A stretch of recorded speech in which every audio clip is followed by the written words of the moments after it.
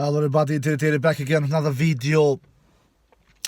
Yeah guys, many of you have wondered where have I disappeared, because it is not likely, I usually do a lot of videos when it is Grand Slam around the corners. I usually do videos every single day, which has not been the case in this year's US Open 2021. And some of you have wrote to me on my last video I did 10 days ago, 2 weeks ago, something like that, when I did my US Open preview video, top 8 favorite list. And you deserve some answers, guys. Of course you deserve some answers. I'm really sorry that I have not uploaded videos. My content has not been out there so much this last couple of weeks. I have my reasons, guys. I truly have. I have a hard time. I have a very sick person in my family, my mother. She is seriously ill, and tennis has not been my priority, to say the least. I'm heartbroken. I don't know what to say. My mother is so important to my life. She is the most important person in my life. She's my rock. She's my hero. She is my champion. And I am very busy with her, going back and forth on the hospital. So I have not watched a lot of tennis, guys. I watched some highlights here and there. I know what has happened. I know who will play the quarterfinals. Tennis is a sport I love. It is my passion, but it is not life and death, which is the case with my mother. So all my focus has been on her, to be the support for her, to help her, to run for her, so there you have a reason why I have not uploaded videos. I want to be honest and give my answers to you guys, because I know that you are wondering. I know that you are used to me doing videos, and I like doing videos. I love analyzing matches, previewing matches, talking about matches. I love reading your comments. Many of you know very much about tennis. We have different opinions, of course. I don't agree everything you guys write, and you don't agree everything I say on videos, but we have at least something in common, one thing in common, everybody, all of us, and that is we love tennis. So I apologize about that, for me not uploading videos, but I have a hard time. I have not been motivated to upload. Of course I could have uploaded one video here and there, 5 minutes, 10 minutes, but it has not been on my radar uploading videos when you see a person struggling and being this sick. It is just heartbreaking, man. It is just devastating. I'm a big human lover, I swear that I am a big human lover. I love all human beings. I want everybody to have good lives. I want everybody to be happy. I don't like mean people. I don't like bad people. I don't like people who treat other people bad. I have a motto in my life: treat other people how you want to be treated yourself. So if I'm a big human lover, which I am, how do you think I feel about my mother? Just imagine the most important person in my life. I'm feeling helpless. I'm just feeling helpless, So it is not. I cannot do anything. I'm just watching, and I'm feeling I feel that my bones inside of me are getting crushed.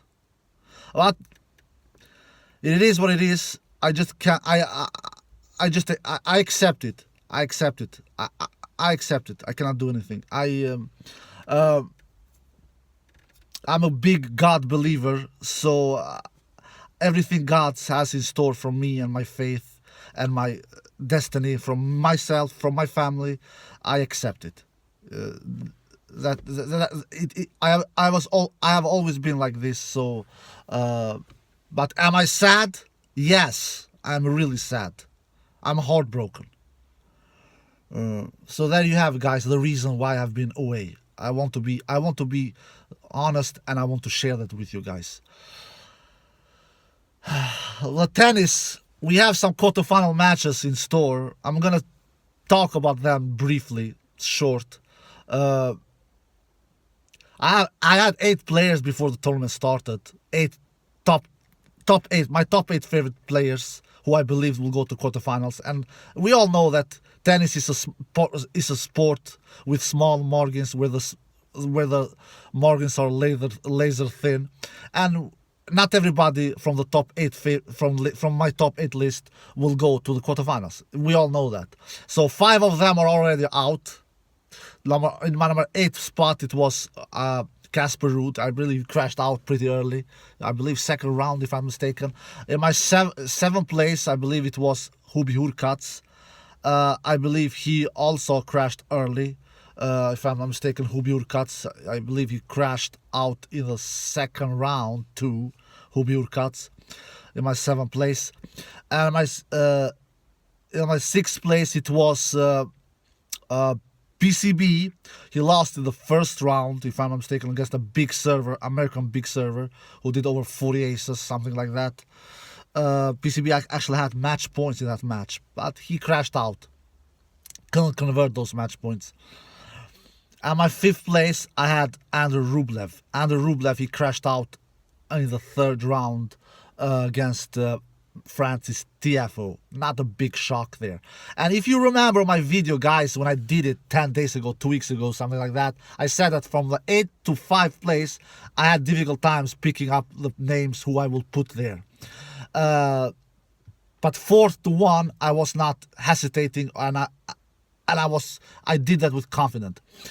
And at my 4th place, I had Stefan Tsitsipas. He crashed out in the 3rd round against Carlos Alcaraz, the super talented player, the 18 years old from Spain. That was a little surprise. Of all these 5 players who has been crashed out before the quarterfinals, the biggest surprise to me was Stefan Tsitsipas. Not a shock. Stefan Tsitsipas is not the most consistent tennis player out there. He for sure is not as consistent as Madodev, Zverev, and for sure not Novak Djokovic. Stefan Tsitsipas has not been playing great tennis since French Open 2 months ago. Two and a half months ago, something like that. He has not been playing some great tennis. He has been crashing out early in tournaments. He has not been playing. The deepest he has been is a semi-final after French Open, and that semi-final was in Cincinnati against Alexander Sasha Zverev, where he should have won when it was a double break up in the 3rd set against Alexander Sasha Zverev. But he choked there, so I was not super shocked that Stefan Tsitsipas lost against Carlos Alcaraz, but surprised, yes. For me, that was the biggest surprise of all these 5 players who has lost from my top 8 list. So those who are left are the players that I always believe in most, guys. Zverev, Madodev, and Novak Djokovic. If you look at my top 8 favorite list in this year's Grand Slam, in this 2021 Grand Slam, always one of my top 3 favorite players wins the tournament in Grand Slams. In Australian Open, Djokovic did it. He was for sure on my top 3 list. At Wimbledon, at French Open, Djokovic did it. Djokovic was at my top 3 list. At Wimbledon, Djokovic did it. Djokovic was for sure, of course, on my top 3 list. And I'm pretty confident that the same thing will happen here at the US Open too. One of my top 3 favorites players will win the US Open. Djokovic, Madodev, or Zverev. And that's why they are always when I do my Grand Slams favorite top 8 list, the players I put up highest, 3, 2nd, and 1 is the players I believe the most in, And that's why they have the top spots. All the other who are 4th, 5th, 6th, 7th, 8th are players I believe have chances to win the Grand Slam event, of course. But it is a reason why they are 4th, 5th, 6th, 7th, and 8th. And the reason to that is because I don't believe in them crazy much as I believe in these three: 3rd, 2nd, and 1st. So, and you can see the proof. They are left. Medvedev is left in the tournament. He has not dropped one single set. Zverev, of course, is left in the tournament. He has dropped only 1 set in 4 matches. Madodev, 0 sets in 4 matches. And then, of course, Novak Djokovic, the 20-time Grand Slam champion, the world number 1. He is also left. Even though he has dropped 3 sets in 4 matches, but he is still left. He has not gone away, and he has won 4 matches. So let's preview these quarterfinals that we have ahead of us. We start from the top section of the draw and go down to the bottom section of the draw. Djokovic versus Matteo Berrettini, 3-0 the head-to-head. They are not avoiding each other. They are facing each other for the 3rd time this year. At French Open, Djokovic was the strongest one with 1 in 4 sets. And in Wimbledon, Djokovic was the stronger one in that Wimbledon final. 1 in 4 sets, and now they are facing each other for the 4th time. The head-to-head, like I said, 3-love to Novak Djokovic. Matteo Berrettini, he has looked pretty solid, pretty sharp. Like always, he has been serving big, hitting big forehands. He has dropped sets, of course, a couple of sets in 4 matches, but he has never been dangerous close of losing, even though he played 1 5-set match in these 4 victories that he has had at the US Open. 1 has been in 5 sets, I believe, if I'm not mistaken. But he has still been the victorious one and won his 4 matches. Djokovic doesn't... Look, Matteo can definitely take out Novak Djokovic. He has the weapons with serve and forehand. But Novak Djokovic, he hurts Matteo Berrettini's backhand. He hurts Matteo Berrettini's... he can return Matteo Berrettini's second serve. Matteo Berrettini needs to land a lot of first serves in. He needs to keep the points short. Like always the history between these two when these two match up each other. Matteo Berrettini cannot afford going in long exchanges. If he does that, he will not win a lot of points. Matteo Berrettini's chance is to keep the points as short as possible and then try to break Novak Djokovic's serve. Novak Djokovic has not been super consistent. He has been up and down. Like I said, he has lost 3 sets in 4 matches, so he is beatable. Novak Djokovic, he is, guys. He is not 25 years old anymore. He's 34 years old nowadays. So Matteo Berrettini, if he does his match of his life, he can definitely take out Novak Djokovic. But for him to do that, he needs to serve big. He needs to land over 70% for serves in.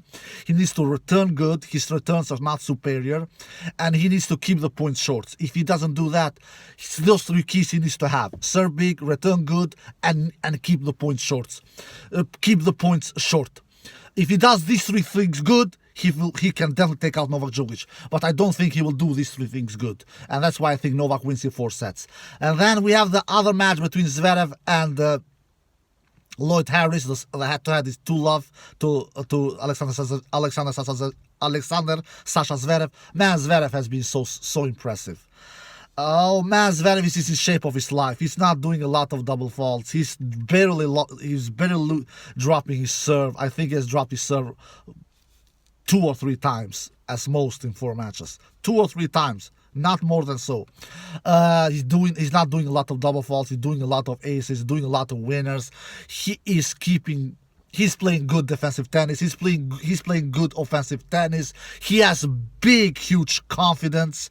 He's won his 15th straight match. If we're going back to Olympic Games, when he won 6 at Olympic Games, he won 5 at Cincinnati, and now he has won 4 here at the US Open. I said it before the tournament started. If Novak loses at the US Open, he will lose against Zverev or Madodev. These 2 are Novak's biggest threats, for sure. I have never seen Zverev this good, this sharp, this solid, this consistent, to be quite honest. Lloyd Harris has a big serve, big forehand. okay backhand, not superior, but Zverev will penetrate Harris' backhand. Zverev will serve big. Lloyd Harris will have tremendous difficult times to return Zverev's big serve, both big, especially his big, huge first serve, but the second serve as well. He has figured out his second serve. He's not double faulting a lot, guys. So I think that we can see maybe one or two tie breaks. For sure, we will see at least one tie break in the match. But in the end of the day, Zverev will be just too strong, too solid, too sharp, too consistent. I think Zverev wins this one in straight sets. Now we go to the bottom section of the draw. Between Felix Alasima versus Carlos Alcaraz. They have never faced each other. The head-to-head is 0-0. So when players face each other for the first time, you never know what you will get. You don't know how they will match up against each other. Felix Alasima he's playing his second straight quarterfinals at majors. I believe he was in the quarterfinal at Wimbledon. Lost there against Matthew Bertini in 4 sets. Now he will play his second straight quarterfinal at majors, and I believe his second straight quarterfinals overall in his career at majors, I believe, if I'm not mistaken. Will he take one step further and play his first ever semifinal in his career? He will face Carlos Alcaraz, who has been not the biggest surprise. I will come to the biggest surprise of the tournament just a couple of seconds from now. But he has been, for sure, one of the biggest surprises in the tournament. We all know the potential that he has. He has huge potential. He hits the ball so big, so hard. Stefan Tsitsipas said after this match when he lost against Alcaraz, I've never played against a player who hits the ball this hard. And I believe Stefanos, man, he can hit winners from all over the place on the court. He can hit with that forehand, down the line forehands, cross-court forehands. You name it, man. And his backhand is pretty solid. His serve is not big, so he needs to improve his serve. He reminds me a little about Roger Federer. He has big forehand, especially when it comes to the forehand. He reminds me about Roger Federer. He's a shot maker, Carlos Alcaraz. But he needs to improve his serve, and he will do. He has time on his side. He's only 18 years old, and he will face Felix Alasima. Felix Alasima, we all know, he's also a shot maker, big serve, big forehand. He not the best second serve. He hits a lot of double faults. And his shot selection is not always good, but he's a shot maker. He does a lot of winners, even though he does a lot of unforced errors as well. But as long as he does more winners than unforced errors, he will win tennis matches, and that has been the case in this year's US Open 2021 so far. He has done more winners than unforced errors, even though he has done a lot of unforced errors, but he has done more winners. So I think Felix will be the stronger one here. I think that Felix will win this one, but I'm not super confident in him. I'm not, guys. He was my dark horse before the event started, and he has won 4 matches. But I think experience will come into play here. He has a bigger serve than Alcaraz. I think Felix wins this one in 5 sets. That is my feeling. Maybe I will be wrong. Who knows?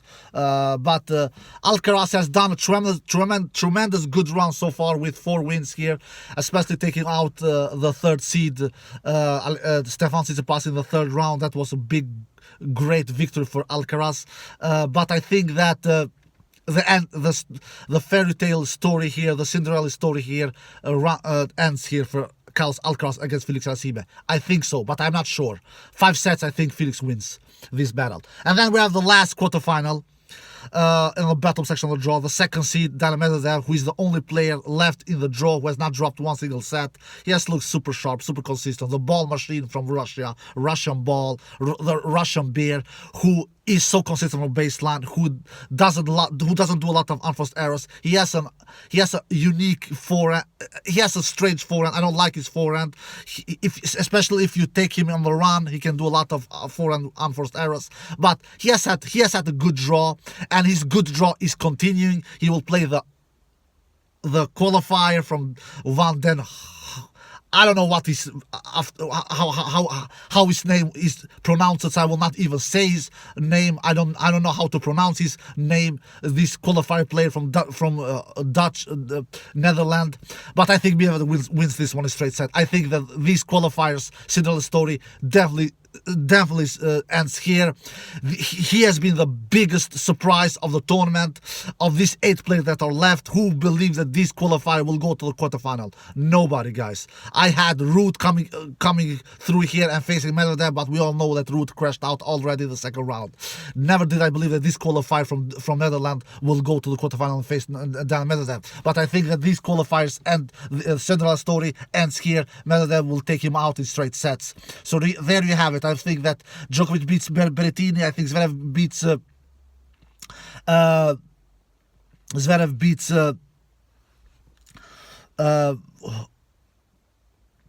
Lloyd Harris. Felix Alasima beats Carlos Alcaraz, and Madodev beats this qualifier from Netherlands. Alright guys, I hope you enjoyed this video. If you did, give a thumbs up, subscribe, and see you next time. Peace.